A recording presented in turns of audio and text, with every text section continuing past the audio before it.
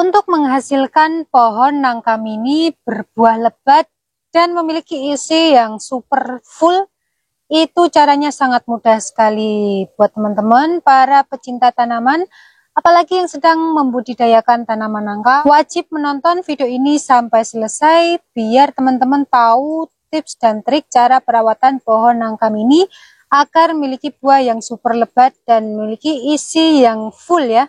Hal yang pertama yang harus diperhatikan adalah memilih jenis tanaman nangka yang akan kita tanam. Pastikan tanaman nangka yang kita tanam memiliki jenis nangka yang memang bisa berbuah lebat. Nah, kalian bisa memilih nangka cempedak ataupun nangka persilangan dengan cempedak. Kalau orang-orang biasanya menyebutnya dengan sebutan nangka sayur. Nah, teman-teman juga bisa menanam ini nangka buah lokal. Dia juga bisa memiliki buah yang super lebat dan ini bijinya itu full ya. Jadi teman-teman nggak perlu khawatir. Banyak sekali memang yang berkomentar di video saya, katanya kalau pohon nangka berbuah lebat itu belum tentu isinya ada. Bisa jadi zong gitu. Nah, kalau teman-teman mengikuti saran dan juga menerapkan trik perawatan nangka dari saya, insya Allah saya jamin buah nangka kalian memiliki isi yang full ya, dan tentunya pohonnya berbuah lebat. Setelah pemilihan jenis nangka yang akan kalian tanam, kalian harus menyiapkan media tanam yang betul-betul sangat bagus untuk pohon nangka kalian. Kalian jangan menggunakan media tanam yang asal-asalan ya. Memang pohon nangka ini bisa hidup, tetapi belum tentu memiliki buah yang super lebat dan belum tentu pohon nangka bisa tumbuh dengan subur. Yang harus kalian perhatikan teman-teman, media tanam itu harus memiliki tingkat kegemburan yang memadai. Kalau misalkan tanahnya ini sudah mulai memadat, yang harus kita lakukan adalah melakukan penggemburan ulang seperti ini. Nah, kalian harus selalu mengontrol tingkat kegemburannya, jangan sampai memadat ya, karena ini sangat mempengaruhi sekali kesuburan dari pohon nangka kalian. Oh ya, jangan lupa kalau kalian menanam pohon nangka itu jangan terlalu dangkal ya. Karena ketika kita rutin melakukan penggemburan seperti ini, akar-akar yang ada pada permukaan tanah ataupun kalau misalkan kalian menanam dalam keadaan dangkal, itu kan otomatis akar-akarnya nanti akan kena cangkul ya.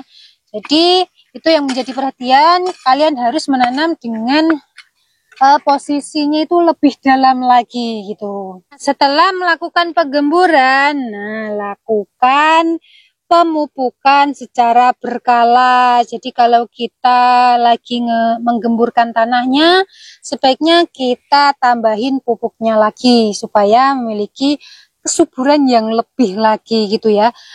Untuk pupuknya itu nggak perlu khawatir, nggak perlu beli-beli ya. Kita cari yang hemat saja, yang gratis di lingkungan sekitar kita. Jadi kita bisa menggunakan sampah bakaran ya, bakaran daun, mungkin ranting-ranting ataupun sampah rumah tangga lainnya. Bisa juga buat teman-teman yang memiliki binatang ternak, bisa menggunakan kotoran ternak. Jadi yang hemat-hemat saja ya, nggak perlu kita memaksakan diri. Yang penting pupuk apapun itu pastinya bagus untuk kesuburan tanaman kita. Ini karena saya adanya cuman hewan ternak ya, jadi aku menggunakan kotoran ternak ayam untuk kita gunakan sebagai pupuk. Jadi yang ada-ada saja ya. Kita gunakan, sorry. Kita gunakan sedikit saja. Yang penting kita rutin dalam melakukan proses pemupukan gitu ya. Nah, buat teman-teman yang di kota-kota ya, itu kalau nggak ada kotoran ayam ataupun kotoran hewan ternak, kalian bisa menggunakan sampah bakaran. Sampah bakaran itu juga bagus ya untuk kesuburan tanaman. Tetapi yang perlu diingat, jangan menggunakan sampah bakaran itu ketika masih panas. Nah, itu bisa bikin tanaman kalian layu. Jadi kalian harus menunggu atau meleraikan dulu paling tidak sekitar 2 mingguan ya. Ini langsung saja kita taburkan di atas permukaan tanah. Nah, seperti ini. Kemudian yang harus kita lakukan adalah melakukan pencampuran pada media tanam seperti ini. Nah, ini sudah sangat cukup sekali ya. Kalau kita rutin dalam pemupukan, walaupun sedikit-sedikit, itunya tentu akan berpengaruh sekali terhadap kesuburan tanaman nangka kita. Langkah selanjutnya yang tidak kalah penting, kita harus rutin melakukan pruning. Yang di pruning itu apa? Yaitu batang ataupun daun ataupun ranting-ranting yang sudah tidak memiliki prospek atau fungsi. Jadi tidak perlu takut-takut ya. Nah, contohnya ini nih. Ini bekas buah ya. Kita pangkas saja. Kalau seperti ini malah justru dia akan buang-buang nutrisi ya. Buang-buang nutrisi karena tanaman ini tidak fokus menutrisi ataupun memberikan asupan nutrisi pada tunas-tunas yang memang memerlukan gitu. Jadi kita lakukan pruning agar pohon ini fokus memunculkan tunas-tunas baru yang akan nantinya menghasilkan buah. Jangan lupa untuk melakukan penyiraman setiap harinya, maksimal 2 hari sekali ya.